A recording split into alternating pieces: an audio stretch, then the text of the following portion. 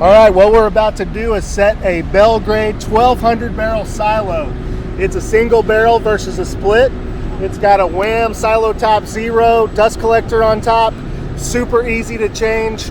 7 filters that come to about your waist. Your crew will love you. Will love going up there and changing the 7 cartridges instead of the bags.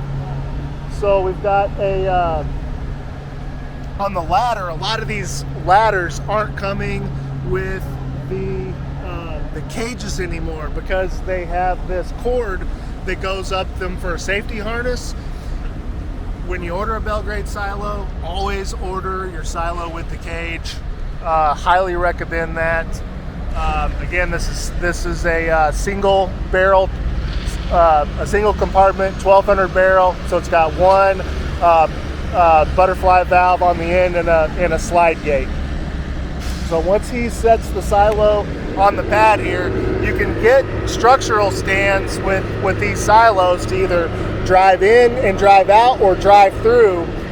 This one's going to actually go right on the pad here, and he's going to attach a rotary vane feeder to the bottom and blow the cement up into the silos he's got here on his property.